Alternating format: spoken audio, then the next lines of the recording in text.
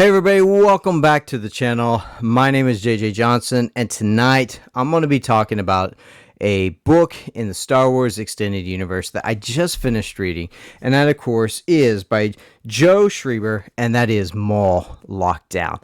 This is the second book in the Maul series that I have read, and I absolutely enjoyed this very much. This is one of those that's a little different than the other Maul book, which was Maul Shadowhunter. This one is more like Maul has been sent on a mission by Sidious to basically go into this prison system and look for an arms dealer who is operating inside the prison system. But it's not just about that. He is also not allowed to use his force powers. He can't use them. He's like forbidden from using them. And in the process, you start to see some of Maul's characteristics, his violence, everything about him that makes him lethal beyond just using the force. It all begins to really sort of come out.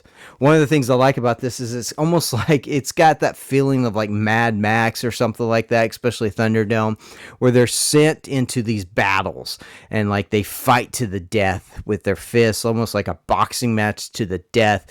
And people can bid on these matches all across the universe, and that's what makes it enjoyable. One of the things I like about it is you get some of the depth of who Maul is in this story, and you get a little bit more that you don't really get in Shadowhunter, where that book is told from a lot of different people's point of view. There's more of Maul's point of view in this story than the other characters, and that's what I enjoyed about it.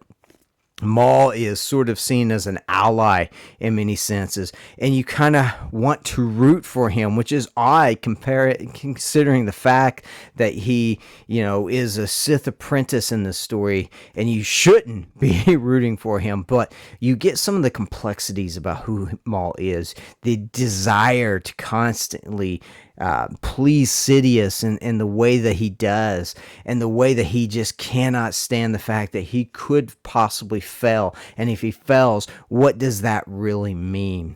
One of the things I think about Maul as I'm watching Shadow Lord, and I finished Shadowhunter a couple weeks ago, is the fact that Maul has a lot more depth than I really expected. I haven't really read a lot of Maul. I haven't really seen a lot of Maul outside of just what we've seen on the screen in both the animation and in the films.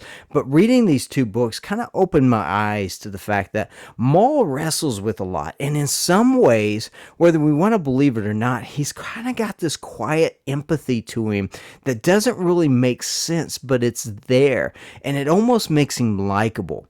Like, this is a guy that has so much hatred for the Jedi that he is willing to just do whatever it is to fight one, and he hopes that he can fight one.